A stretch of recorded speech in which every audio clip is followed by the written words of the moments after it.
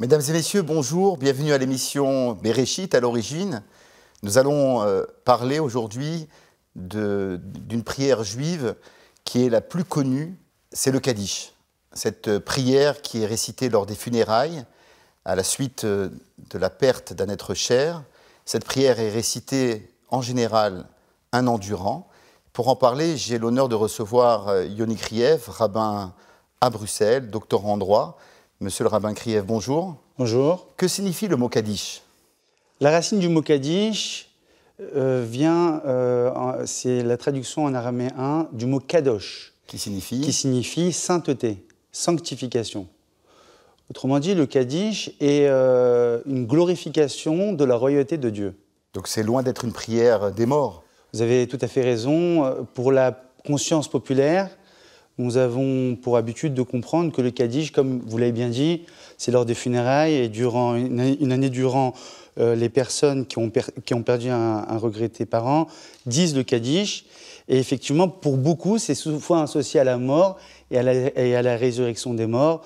Or, si l'on regarde, on scrute le texte, il s'avère que non, que pas une fois, il n'y avait pas un mot qui est associé à la notion de mort, excepté le Kaddish que certains ont l'habitude de dire lors des funérailles, où là, effectivement, on parle de mort et on parle de résurrection. De résurrection des morts qui viendra, selon les prophéties des textes bibliques, Exactement. À la fin des temps. Exactement. Et d'ailleurs, le Kaddish fait référence à un verset biblique, « Id gadal v'id kadash shemei rabba », que son grand nom soit loué et sanctifié, exalté.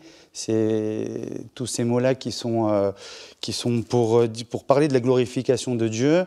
Et effectivement, le Kaddish, qui est donc la prière centrale, parfois elle est plus connue que certaines prières. Comme le schéma Israël, Comme le schéma Israël, qui est le credo juif, vous avez raison. Et on le connaît, mais parfois les gens ne connaissent pas le texte en lui-même. Ils le récitent, c'est un texte d'ailleurs en araméen. Alors pourquoi est-il en araméen alors que toute la liturgie juive est écrite et dite en hébreu, selon la langue sainte, la langue hébraïque? Pourquoi ce texte, les rabbins ont-ils choisi comme langue l'araméen? D'abord, a priori, pour revenir un petit peu avant, ce texte-là aurait été rédigé par les hommes de la Grande Assemblée, au retour de Babylone. Et donc la langue qui était à l'époque, que les Juifs véhiculaient, on va dire la langue vernaculaire, était la langue araméenne. Vous savez, la langue araméenne, c'était aussi une langue qui était utilisée pour les activités commerciales. Et donc c'était une langue que tout le monde connaissait. Et j'aimerais également vous citer un auteur qui s'appelle Le Colbeau, qui dit qu'en fait, le Kaddish n'est pas simplement destiné à la communauté juive, mais ça va également, au-delà, elle doit être également entendue par la communauté non juive. Et d'ailleurs, vous avez la prière de Notre Père qui ressemble beaucoup à la prière du Kaddish, qui a été qui s'est inspirée par Jésus et par ses apôtres. Ils ont été pétris par une culture juive, et nous comprenons pourquoi la prière de Notre Père est une prière qui ressemble de manière, on peut dire, c'est la petite sœur de la prière du Kaddish. Alors ce qui est intéressant, vous l'avez dit, c'est qu'elle réunit toute la communauté, du plus pratiquant au moins pratiquant, et c'est intéressant d'ailleurs, lorsqu'on voit des téléfilms ou des séries américaines, on apprend que l'acteur en question qui joue un rôle est de confession juive, on le voit souvent réciter le Kaddish avec une kippa. Donc le Kaddish est une prière centrale qui est citée, qui est récitée par le plus grand nombre. J'aimerais simplement, Yoni Kriev, essayer de revenir sur cette idée-là de pourquoi les rabbins, lorsqu'ils ont institué ce texte lié à un deuil, à la perte d'un être cher, comment se fait-il que les rabbins ont opté pour la sanctification du nom divin et ne pas parler justement de la mort? Alors j'ai lu un commentaire et j'aimerais vous entendre sur ce sujet. Les commentaires disent que c'était une façon, à l'époque, surtout dans les divinités ou dans les autres religions polythéistes, on parlait aux morts. C'est-à-dire qu'il y avait des prières qui étaient adressées directement à ceux qui n'étaient plus et ceux qui étaient disparus. Et donc les rabbins, pour changer de cap au sein de la communauté, ils se sont dit non, il faut sanctifier le nom de Dieu et quelque part, c'est un résumé de la phrase que toute personne, malheureusement, prononce à l'annonce d'un décès, c'est « Baruch Dayan Haemet », source de bénédiction, tu es l'Éternel, toi qui es juge de vérité. Vous avez tout à fait raison. D'ailleurs, il y a un verset dans les psaumes qui dit que les morts ne louent pas l'Éternel. Autrement dit, on ne peut pas prier pour un mort. C'est-à-dire, on peut prier pour un mort, mais le mort, mais pas directement pour lui. Si on prie, on ne doit pas perdre la direction, la trajectoire. C'est que tout l'essentiel de nos prières doivent être adressés à Dieu. Parfois, sans médiation, sans médiateur, évidemment. Parfois, on fait appel à un rabbin parce qu'on ne connaît pas la langue, on n'est pas instruit. Et c'est peut-être ça aussi la grandeur de les Anshe Kesedegola, les hommes de la Grande Assemblée, c'est qu'ils ont rédigé un texte qui va au-delà des mots. Même si au moment, comme vous l'avez dit, le jour où on perd un cher parent, on va lire le Kaddish, donc après on est pénétré par cette idée-là, mais même parfois, ça peut arriver qu'on n'est pas en phase avec un texte. Le texte qui a été rédigé par ces grands hommes qui étaient inspirés, qui étaient la plupart des prophètes, aura une portée incommensurable. Le Kaddish en français, sanctification ou prière des morts, est l'une des prières centrales de la liturgie juive. Il a pour thème la glorification et la sanctification du nom divin. Le Kaddish a influencé plusieurs prières chrétiennes, dont le Notre Père.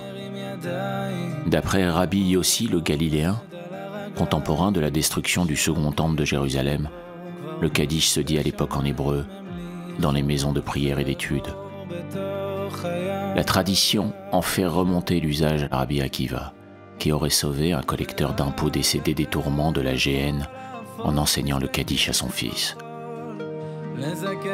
Après la destruction du temple, le Kaddish se dit en araméen. Il proclame l'espoir et la croyance en Dieu prononcés collectivement et dans un esprit de sainteté. Cette pratique se développa en Babylonie où la plupart des gens ne comprenaient que l'araméen et où les sermons se donnaient dans cette langue. De nos jours, le Kaddish est dit en araméen. Il existe plusieurs versions du Kaddish. Le demi-Kaddish, le Kaddish des endeuillés, le Kaddish des rabbins et le Kaddish complet qui se terminent tous avec une supplique pour la paix, rédigée en hébreu et tirée de la Bible. Pour certains, le Kaddish était originellement récité non pas par les endeuillés, mais par les rabbins eux-mêmes lorsqu'ils finissaient leurs sermons les après-midi de Shabbat. Le Kaddish des orphelins n'est pas une prière pour les morts, mais une prière pour Dieu. Après la perte d'un être cher, on prie pour que le nom de l'Éternel soit exalté, grandi, magnifié. Une telle abnégation aide à influencer favorablement le tribunal céleste, devant lequel se tient l'âme du disparu.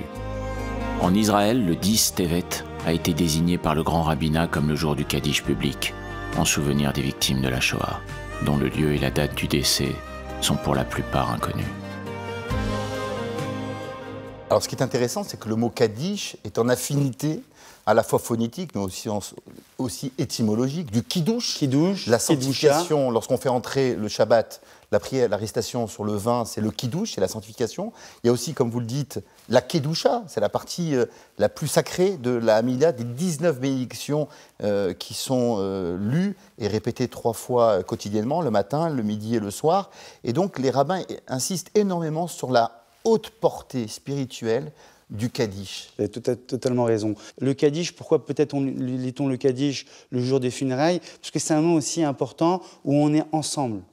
Ensemble pour on n'est plus seul face à la douleur d'avoir. Voilà, on est tourmenté. C'est toute une communauté, c'est une famille, c'est les amis qui s'unissent et qui se réunissent pour porter assistance à une personne qui est éprouvée. Exactement. Et grâce à ce rituel-là, donc le Kaddish, et d'ailleurs à un moment donné, lorsqu'une personne qui est affectée par la perte d'un être cher dit le Kaddish, au moment donné, il va arrêter de dire le Kaddish, ça va être très dur pour lui. Parce qu'il y avait le sentiment que grâce au Kaddish, il était connecté à cette personne-là, à son regretté papa ou son regretté maman ou à son cher parent. Donc il parlait à ses parents, à ses regrettés parents, et en même temps, il avait cette possibilité-là de parler aussi à Dieu. Vous avez raison. Dans les 10 commandements, tout le monde le connaît, qui s'adresse non seulement au peuple juif, mais à l'ensemble de l'humanité, il y a le 5e commandement, c'est « Honore ton père et ta mère ». Et les rabbins expliquent de leur vivant, mais même après. De quoi s'agit-il après? Le Kaddish. Réciter le Kaddish, c'est la meilleure façon justement de traduire en actes et en faits la reconnaissance que nous avons à l'égard des disparus. D'ailleurs, on peut le souligner que très souvent, les parents sont fiers de leurs vivants, ne veulent pas accepter un cadeau de leurs enfants. Et je crois que le plus beau cadeau qu'on peut offrir, c'est, une fois qu'ils sont décédés, réciter quotidiennement le Kaddish en leur disant merci de m'avoir porté dans ce monde-là. Maintenant, c'est à moi de vous porter dans l'au-delà par le Kaddish, en faisant en sorte que je puisse maintenant prier pour vous et prier pour le Saint béni soit-il et que vous soyez proche du trône céleste. C'est le vœu pieux qu'on souhaite à ses parents lorsqu'on récite le Kaddish en disant oui, nous sommes là et nous allons aussi continuer. C'est aussi un relais. Le Kaddish, c'est aussi de dire à la famille, vous n'êtes plus là, mais j'essaierai, je tâcherai de m'attacher à cette tradition-là en récitant le Kaddish, mais pas simplement, et de dire à tous ces gens-là qui perdent un cher parent, que le Kaddish doit les aider à revenir parfois dans les radars communautaires, s'ils l'ont perdu, s'ils ont été éloignés des radars communautaires. Le chemin de la synagogue. Retrouver le chemin de la synagogue et continuer, car je pense que ce serait le vœu pieux que les parents aimeraient, parce que maintenant qu'ils sont dans l'au-delà, voir de là-haut leurs enfants continuer et perpétuer la tradition qu'ils ont reçue, c'est aussi une fierté. Comme le petit Kaddish, mon petit Kaddish, c'est aussi une manière de dire des parents là-haut, de dire voilà, mon fils, mon petit Kaddish, continue à dire et à réciter les prières et à rester dans la tradition, dans le giron de la tradition. D'ailleurs, le deuil juif suit le découpage suivant, c'est la journée, ce qu'on appelle le Onen, c'est-à-dire le jour des funérailles, puis après la semaine de deuil, puis après le mois, puis après l'année. Et quelque part, c'est une façon d'accompagner le deuil, de faire véritablement son deuil. Et bien évidemment, mais de continuer à vivre. Après cette année, la vie doit reprendre son cours, tout en, bien évidemment, continuant à garder vivant la mémoire, justement, de ses parents. Comment, vous l'avez si bien dit, transmettre. La transmission. Votre intervention pertinente me fait rappeler un commentaire mystique qui dit qu'au moment où la personne décède, elle quitte son enveloppe charnelle pour aller dans l'au-delà. Et donc, vous imaginez, elle ne sait pas où aller, elle est entre deux. Entre deux mondes. Elle est en transition. Et c'est la raison pour laquelle, pendant toute cette année-là, elle a cette possibilité-là de faire des allers et retours. Pourquoi ? C'est aussi une manière de savoir comment la famille va se reconstruire. D'ailleurs, il y a un célèbre maître hassidique qui avait l'habitude de dire « Si les vivants ferment les yeux des morts, les morts ouvrent les yeux des vivants ». Je trouve que cet adage chassidique résume à merveille justement ce que le deuil, le décès d'un proche aussi nous permet justement de voir quelles sont les priorités dans la vie. La priorité, c'est justement de diffuser le bien autour de nous-mêmes, de donner le maximum. L'amour, c'est donner, donner à l'autre. Sans cesse donner, donner, donner. Et lorsque les parents ne sont plus, lorsqu'il y a un proche parent qui disparaît, eh bien, nous devons aussi continuer à donner. Le rabbin Yoni Krief, je vous remercie pour vos éclairages sur cette prière fondamentale qu'est le Kaddish. Je vous souhaite de passer un excellent dimanche et vous dis à très bientôt.